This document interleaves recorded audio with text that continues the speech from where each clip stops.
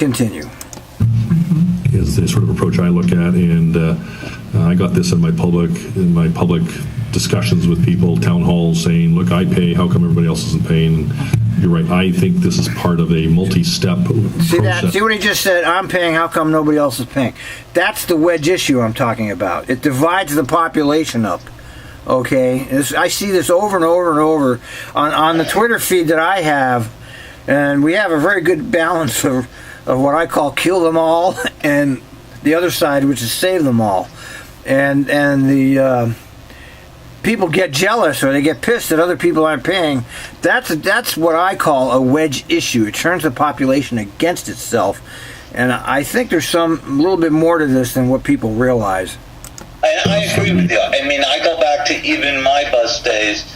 That complaint was vocalized to me day in, day out. Right. No matter what line I was writing. Right, and that benefits the oligarchy when the public And the problem is, I, as a bus driver at that time, was put in the position with the follow-up question, what are you going to do about it? The citizen? I'm going to push a button here. Yeah. Well, push the button. That's what they want you to do. I never. But the person who paid wants me to confront and do something, and I'm thinking, my life is not worth at the time 65-cent fare. No, you're not. Yeah, we're not going to get. I never enforced the fare, and I never had one fare dispute in 20 years of transit driving because it wasn't important to me. Okay, I didn't care. It wasn't my responsibility. My responsibility as a bus driver was to just drive. Okay, I really looked at it that way. Anything that goes on behind that yellow line is not my business unless people are getting threatened or something. And whether the public paid or not, it's none of my affair. And I never. If they put in a nickel, I would give them an all zone. I didn't care what they paid. Pay anything. Right. It was. If they put something in that fare box, they got a ticket. I don't care what. I didn't care what they paid. But if they contributed, I gave them a transfer. I always looked at it like a buck is better than nothing, right? I mean, at least it's something in the till. The bus goes down the road anyway. You're going to have to, in part of the surety of the system and the public confidence in it. So I agree with you.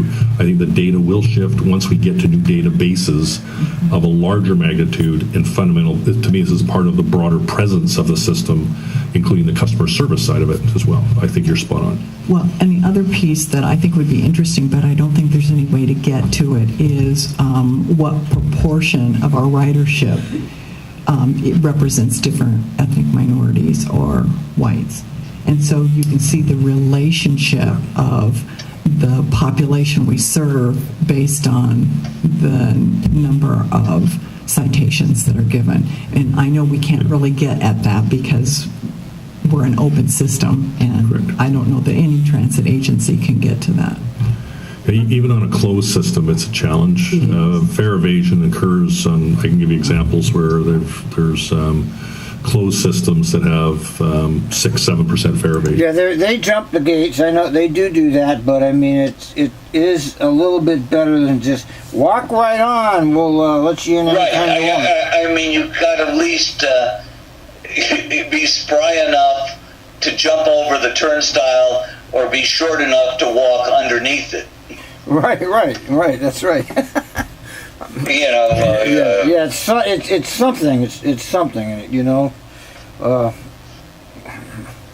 Right. There's different ways to evade fare, depending on the degree of risk you want to take personally to do it. But overall, there is a higher human presence that is fundamentally too low in this. I would suggest in this region compared to any other ones I've ever seen. Actually, so I think you're spot on. And these will be further investments we need to make as an organization around public trust, but balancing that with appropriateness on the system as well.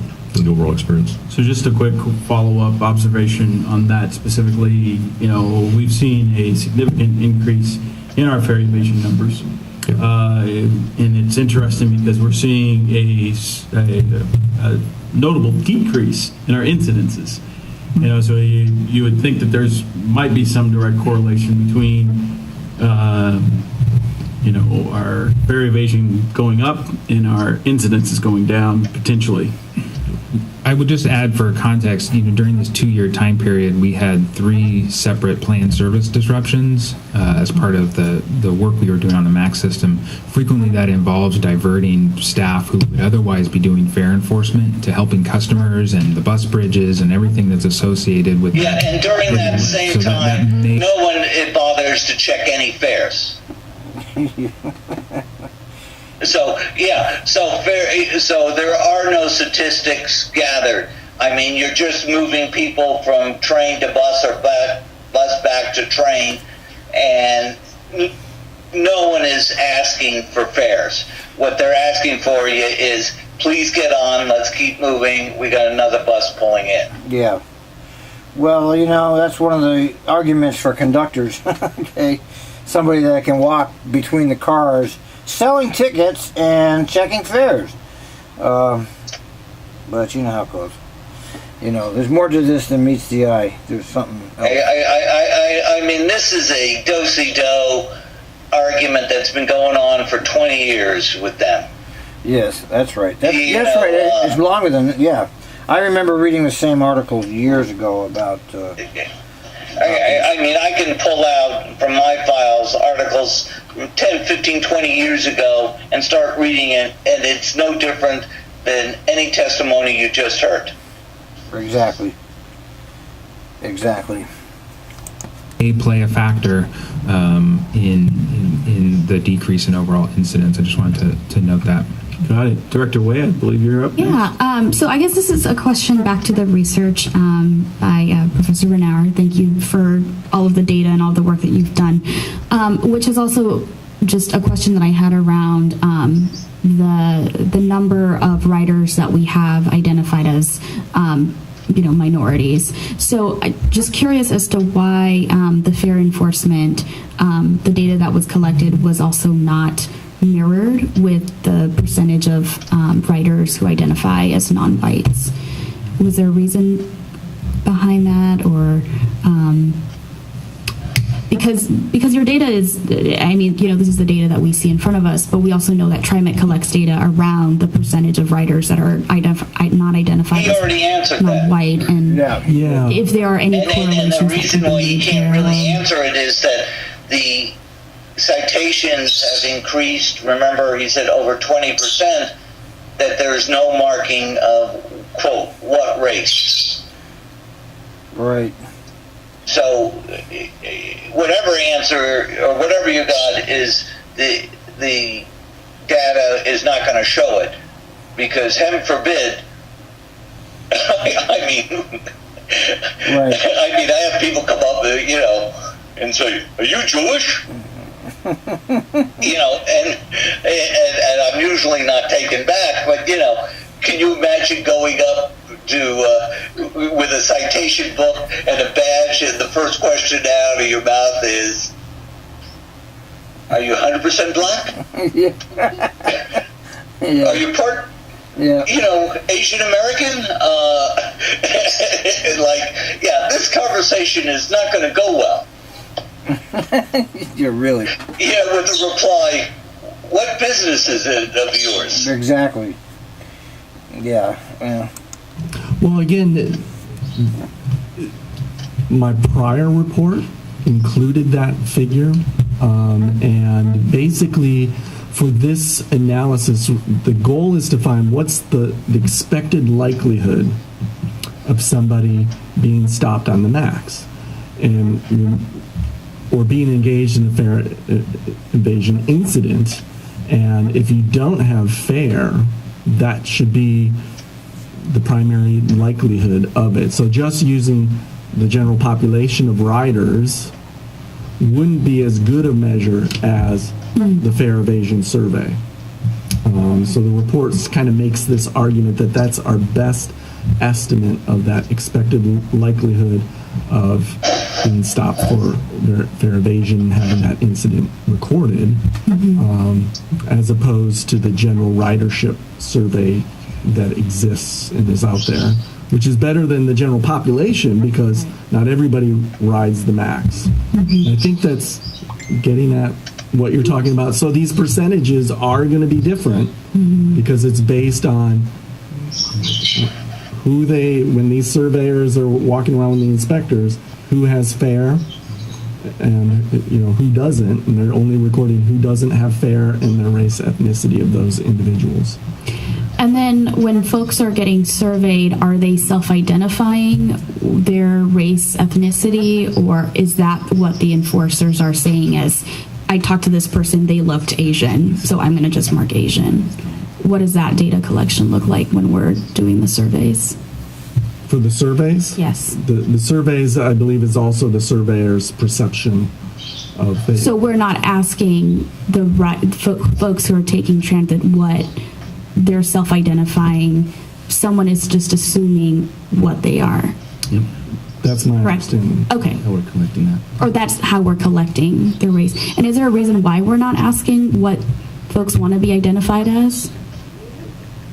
Because they don't want to get punched in the nose. I don't know. We might want to check with the folks in our survey team who do that. I will say on the enforcement side, it is based on the perception of the individual citing officer, and that is what we're required by law to collect. House Bill 2777, which authorized the administrative process for fare evasion citation, requires the data collection, and the statute tells us that that data collection shall be based on the perception of the person issuing the citation. So that's the answer for the citation side. But I'd want to double check with our folks who do the survey. Yeah, I mean, I think the point that I want to make too is that the fare enforcement officers, yes, their job is to see whether or not someone has paid the fare, but, as an agency representative, I would like to also see them being someone who the community, particularly communities of color, can trust and build a relationship with our agency, to know that, okay, I'm being asked these questions, I'm being quote unquote stopped, and that they're asking me whether or not I paid or not. But I think there's also that relationship building and that customer service piece that General Manager Doug Kelsey has reference to. And I think part of this is just sort of, what is that initial interaction? Is it positive? Is it negative? Right, when folks are getting asked these questions. I think the other thing that I wanted to... if you get stopped for a fare question, do you really think that, yes, let's just discuss my, how things went this morning when I got up, my childhood, and, are you available to come over for a barbecue on Saturday? No, that's not going to go well. It's not really, no. They're looking at the wrong issue anyway, and we already know that their race isn't even it. That's not it. Okay, we already know that Trimet institutionally is not a racist organization. They may have some racists, but they're not. There's no policies there that are going to be racist. We know that for a fact, having both worked there. So they're looking at the wrong issue. I mean, this is basically an economic issue. Yes, it's economic and social.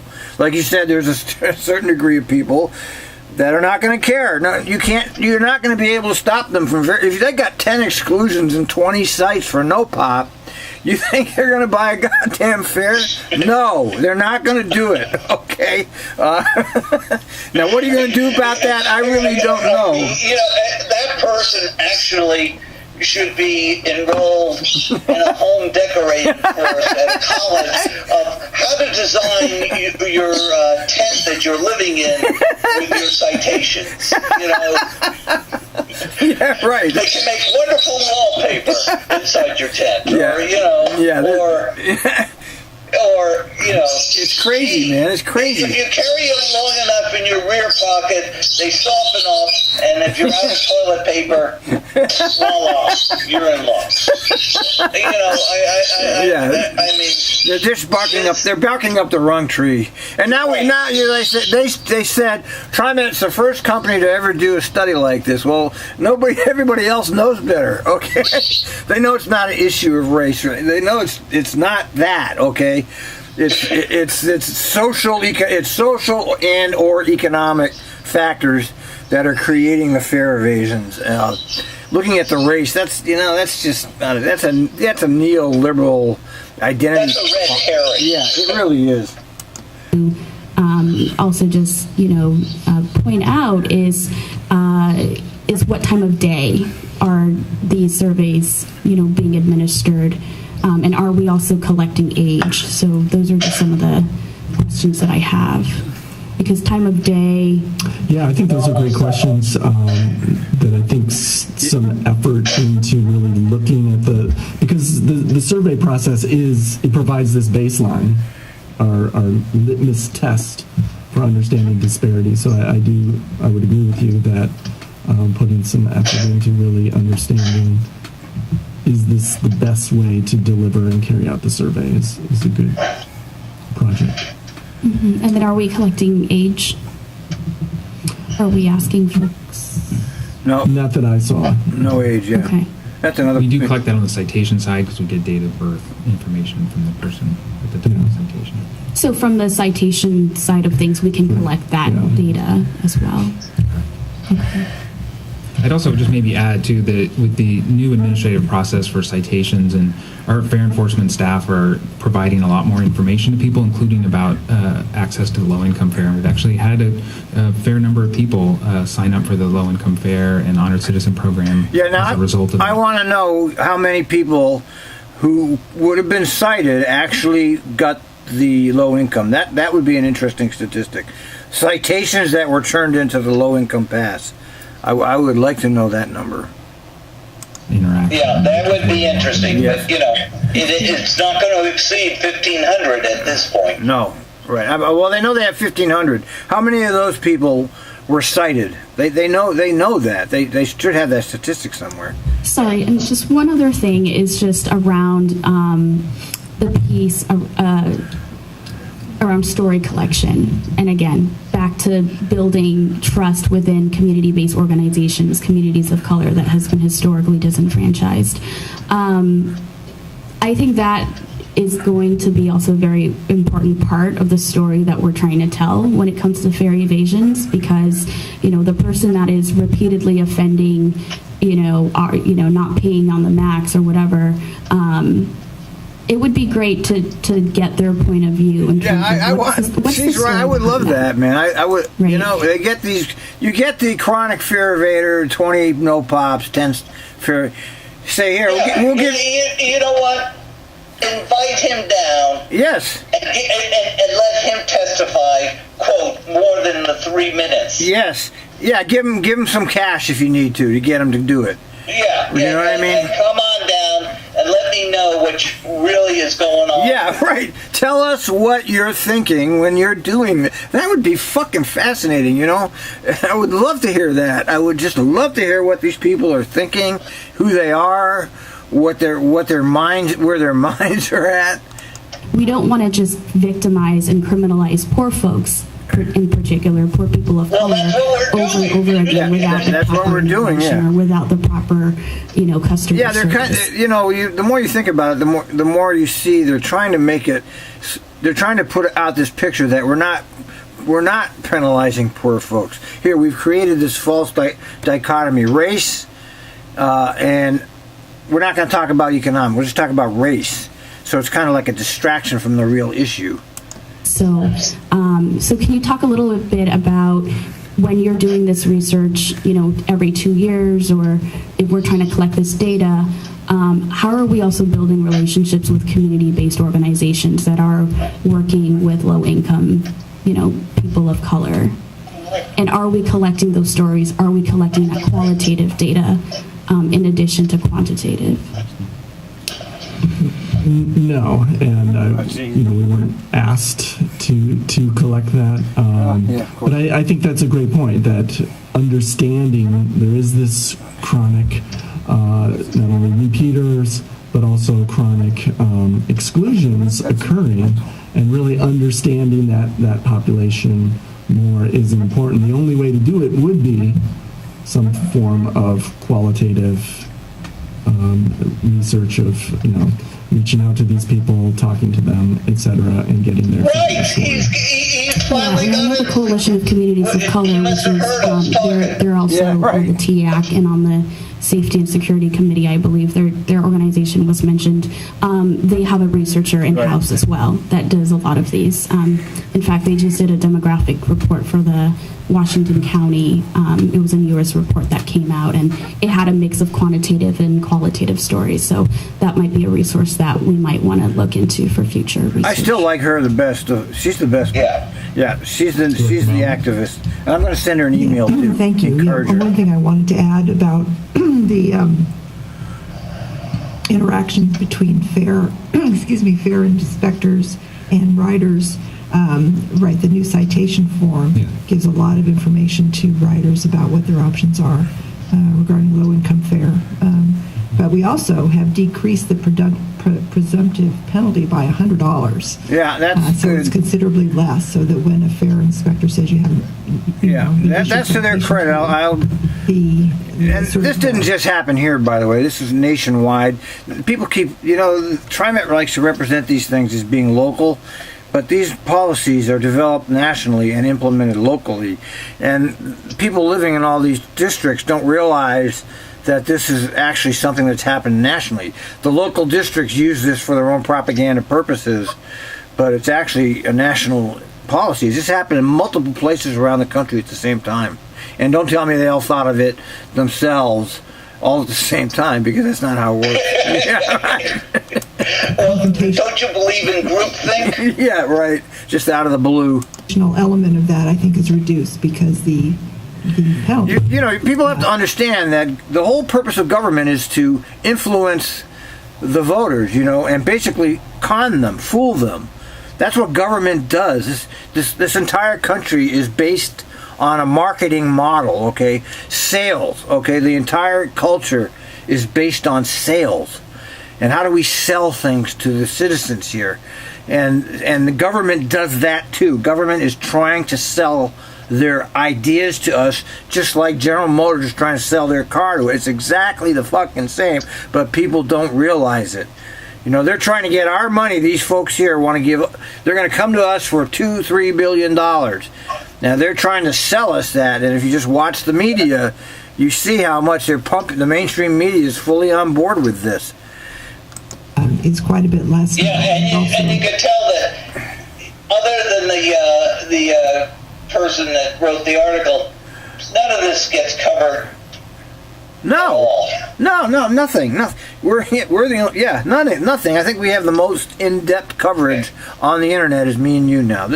We actually have in-depth coverage of these meetings with commentary to deconstruct some of this shit. But no, you won't see any of this. Nothing gets published on the news about these board meetings. Nothing.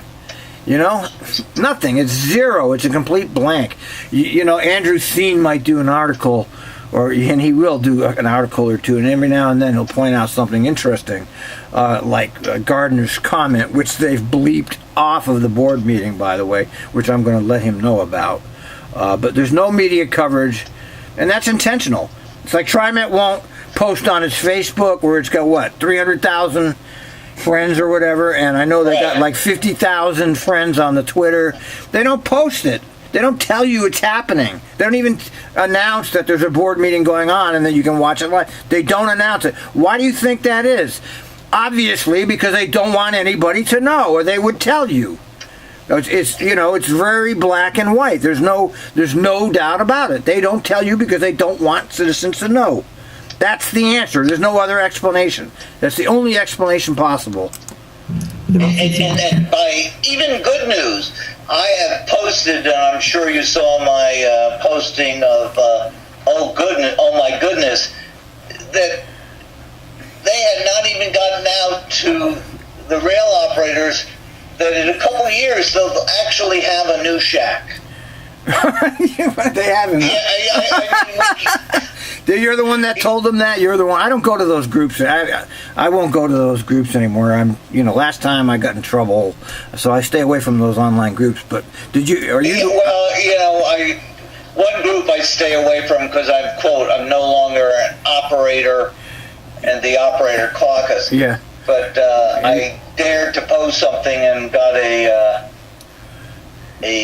okay from the administrator of, okay, we'll let this go, because what I posted was telling them that there was going to be finally, after almost 3 years, they are planning in the next 2 years to build you a shack. Right.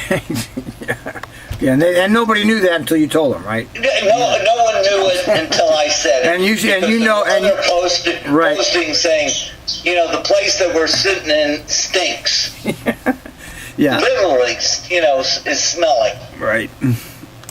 For community service. So I think that maybe reduces some of the confrontational element of the fair enforcement process. I wanted to ask you, actually follow up on what Kathy just said. For your conclusion 9 about how to, as a policy issue, how to address the chronic here it is again. regulars. Yeah.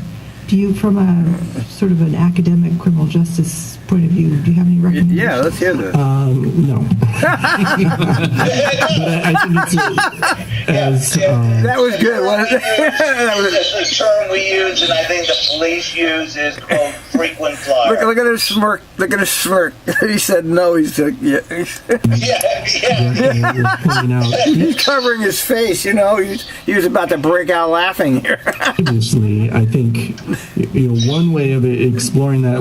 I think the policymakers here have to have these conversations and talk about it with inspection folks, but also maybe trying to reach out to this population using some community-based organizations to help you do that.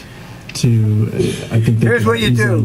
Next time you run into one, you say, "We'll give you $100 if you go to the board and you explain to us what's going on in your mind." Okay, spend a few $1,000s, and have them come make their $100 after they testify. Right, have an entire board meeting or a session. Maybe it's not a board meeting, but the board members, we got 10 people ready to talk all day. Right, for $1,000, it's like a nickel. It's like nothing to them, and they're by the way, you got to supply them with a sandwich, some cash sandwich, and a little give them cash, lunch, and fare. And they're not going to be cited or chastised or be made fun of. That's right. Great idea. That's the greatest idea. So it's perfect.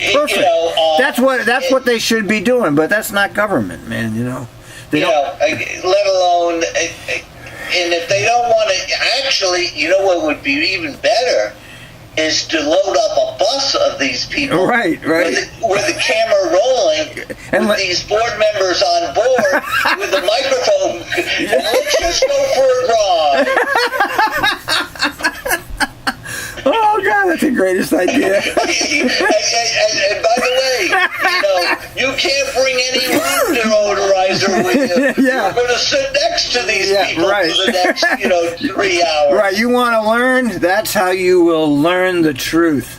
Exactly. Regulars are, and try to figure out what is the story underlying it. Yeah, my research can't. They're talking about it, but they, we have the only idea. That's really we have. That's what the answer to what they're proposing is so obvious that they can't see it.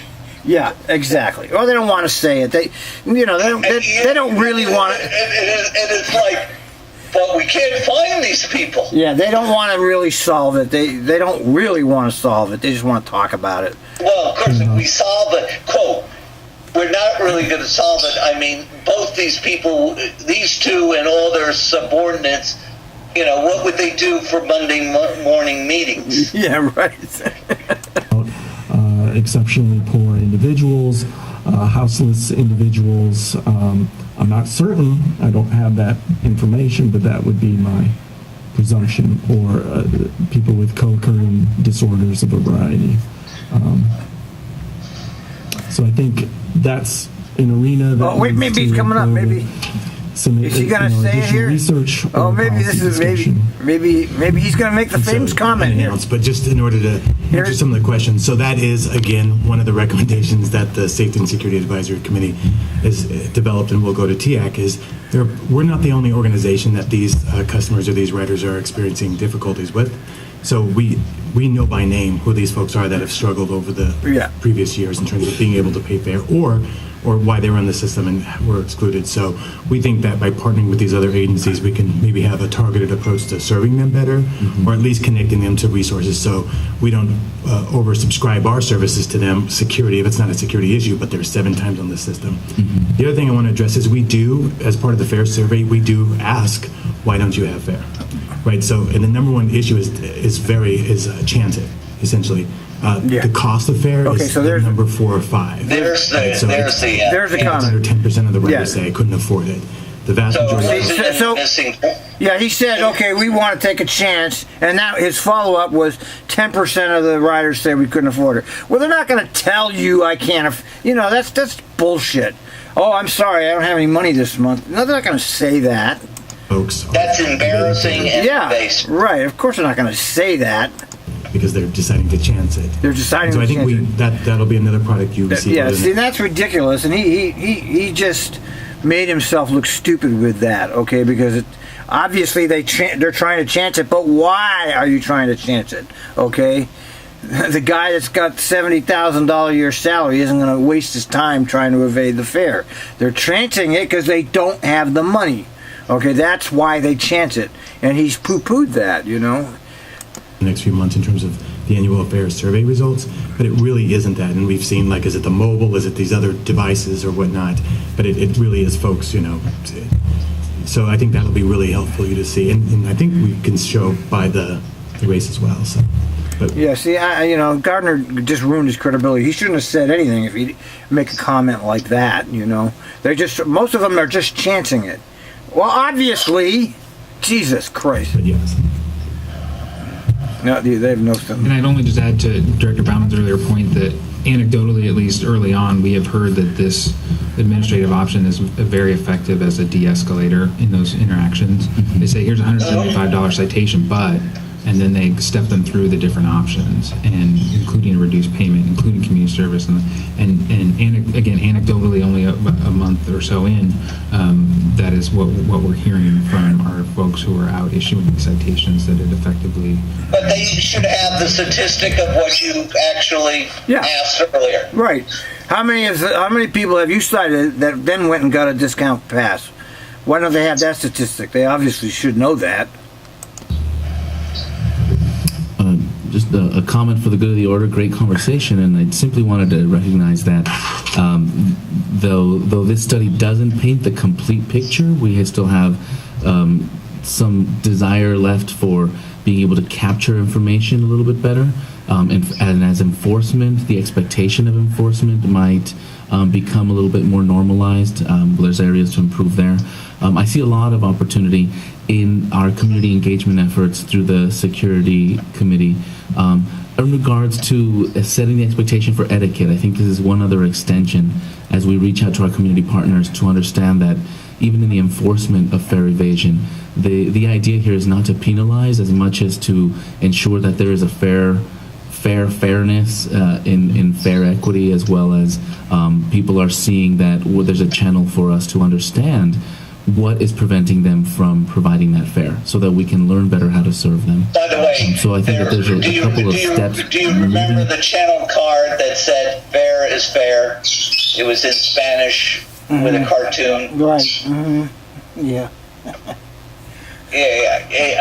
Was that effective? Yeah. Good question.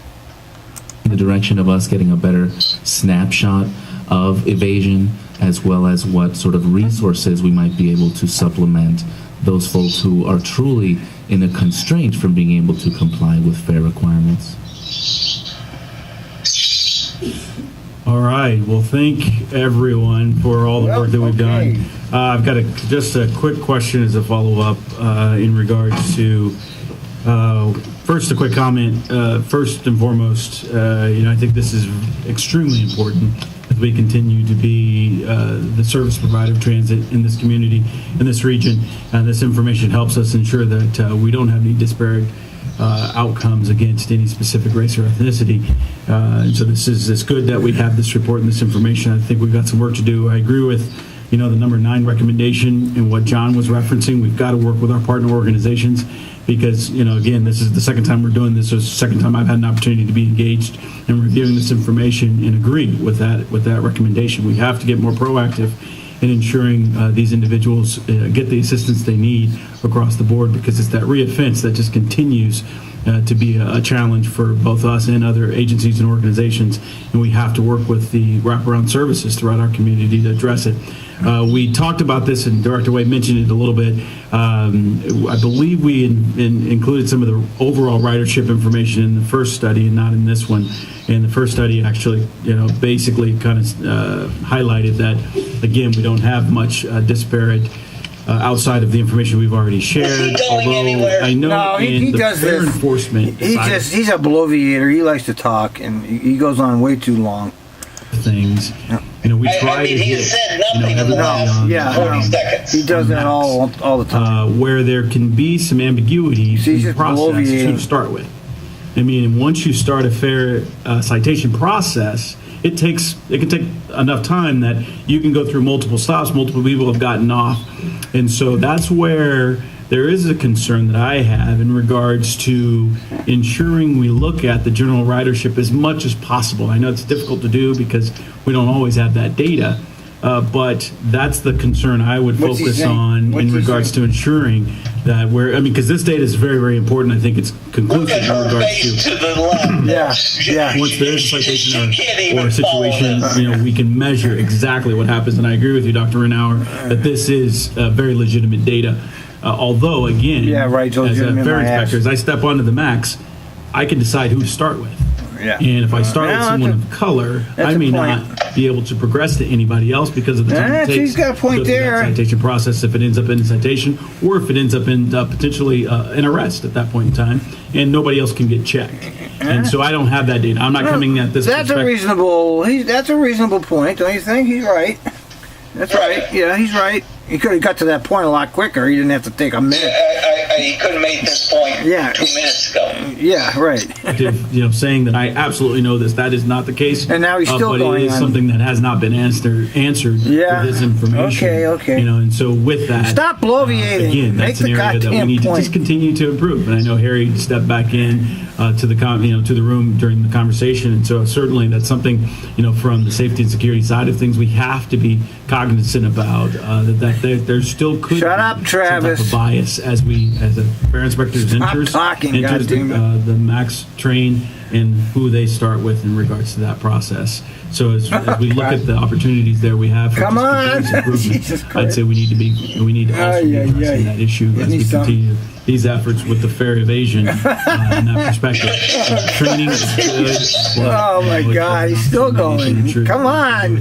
More uniform when you get on. Let me tell you, when I make pizza dough, I use both hands in the bag. Very systematic process. He's still going. rather than self-choice. So, with that, are there any final questions? The inquiring mind. No questions. Just want to thank you, Dr. Mr. Renauer, Warner for the still efforts in listening? crunching this data and providing it to us. Yeah, Here comes the thank yous. Great job. Extremely helpful having this information and the confidence that we're really working towards a better overall fare evasion system. Yeah, I just want to offer my thanks as well. This is the first time that I'm seeing this data, and I think, again, this is part of the larger conversation around our ridership in general and how do we best serve folks who are riding our transit system. She gave him Excellent. a nice Thank you. little thing. And thank you, everybody, for we're coming done. to the Trimet Board meeting today and the board briefing. With that, I believe we are all finished, unless there's anything else we'd like to bring in front of the board for a briefing. We are complete. Thank you all Excellent. very much. Thank you. All right, goodbye. All right, Neil.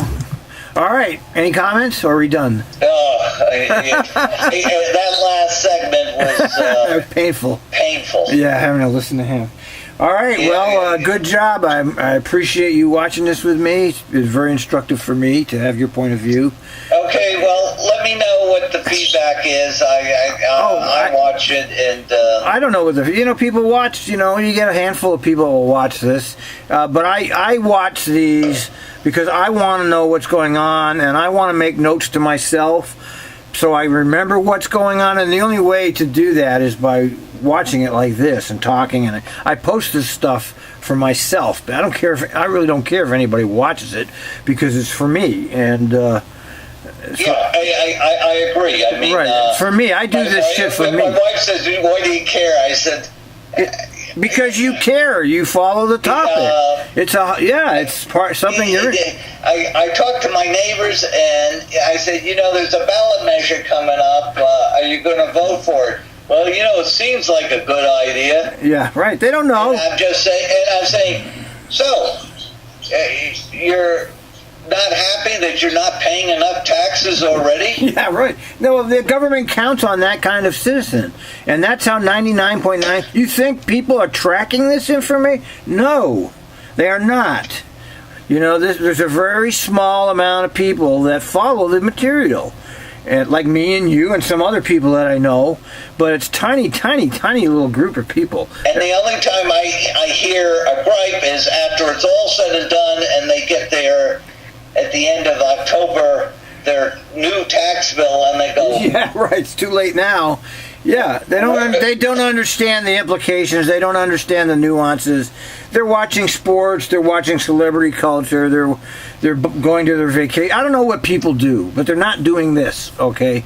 And the reason I do it is because I enjoy it. And I know you do too, because you enjoy discussing this, and it's a great thing for me to have you to do this with. But it would be really interesting when you contact her to suggest you have a whole day session with the board of directors and you get on a bus with a camera and a guy with a microphone and we just have a discussion. You know what I'm going to do? You know what I'm going to do when I contact her? I'm going to link each one of our series here. I'm going to show her what you say. If you're interested in other points of view, watch these discussions I've had with Neal. Okay, hear from people who are interested in the topic that are not part of the ruling class. Maybe she will, maybe she won't. But I think that's... And I won't go anymore because I have gone down and numerous times have signed up, and like Warner sees my name and I ain't on that list anymore. Yeah, you can get in there. They listen to me even when I go in there, but I go in there basically for I don't know, because I'm collecting the material. I know they're not going to do anything, I know that it's a joke, the public comment is a joke, but that doesn't mean we should just stop thinking about it, People like me and you are more connected to this agency than people like McFarland and Hansen, okay? They're only in it for the money, okay? We actually care about it on a whole different level from the executive class. And I don't know if people really understand that, I've had lots of criticism. My postings and my oh no, you're a real transit geek, man. You are a bona fide transit geek. And my postings is because I've experienced it and I see what's happening to people I have, who are still working there. And they're just being ground up. Yeah, I know. I feel for them. I do. And it's making a lot of them mean. I mean, some of the stuff I hear on the scanner, these people are just mean, okay? They're just mean. And I know that the job turns people mean a lot of times. And I don't know. It's just not a job that makes you... It's a tough life, man. You know it and I know it. You have the personality for it. I have the personality. For us, it was kind of enjoyable. But a lot of these people that come into this field don't enjoy it, okay? They don't like people, number one. If you don't like... Right.